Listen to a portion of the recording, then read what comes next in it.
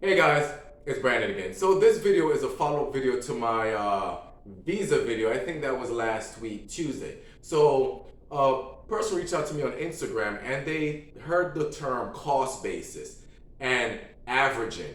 And that was actually a brilliant analysis and I commended them on that because that technique right there is something that can set you up for financial greatness in the stock market, and that's a tool people don't use a lot. So, congratulations and thank you for pointing that out because this is something very important that I should be touching on. Now, averaging and cost basis. This is one of the greatest tools created by Jesus Christ. Allah, Buddha, Thor, whoever you worship, right? Now, the way this works is this. Say that the share of a stock, share in a company, one share is going for $20.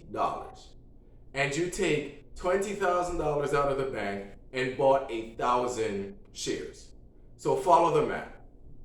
You bought 1,000 shares and spent $20,000. Now you did your homework, you understand the metrics, you understand the company is growing, and you expect that in a year, this stock is going to be at $35, right? Now, something happened. High inflation, certain crises start taking place. So as a result, fear and panic hit the stock market, and then what happens? Boom. The stock now loses 50% of the value. So the stock goes from $20 all the way down to $10.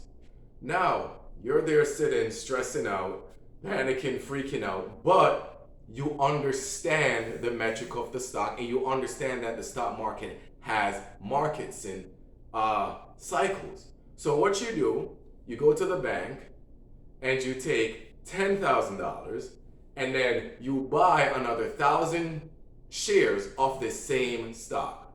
So you spent $10,000, bought 1,000 shares at $10. So now, how many shares in that company do you have? That's right, you have 2,000 shares. And how much did you spend buying this stock, this company? $30,000, right? $30,000, you have 2,000 shares. One you bought at 20, one you bought at 10.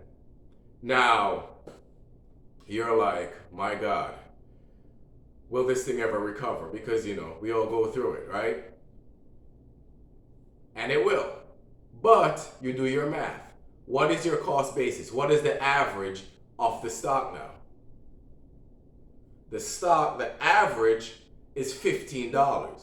So the stock would have to hit $15 for you to make back your $30,000, right?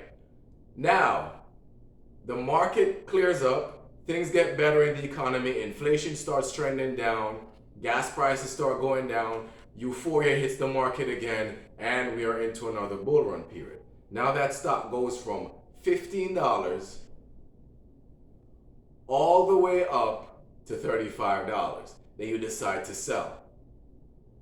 Now, you walk away with a $30,000 profit. Scenario one, you'd walk away with $15,000. $20,000 you put in, expect the share price to go to 35, that's a $15 run up. This time, the share price fell down, you average out, now you have more shares, the stock ran past the share price, now you make more money and you're even more profitable. That is the great thing about this market when it dips. If they are good companies and you understand what you're doing. This is why I encourage people, buy during these times. When everybody else is running out of the market and is scared and it's like, oh, I'm losing money, this is when you buy, right? The other day, last year when Apple, in 2021, Apple fell to $138. And I posted on Facebook and I was like, these are the days I love to buy. People were in my messaging, was like, isn't that kind of foolish to buy when the stock market is down? And one guy, he's always been a troll. He's like, Are you going to put $30,000 in Apple again? And I said, no, this time I'm actually going to do more. And guess what?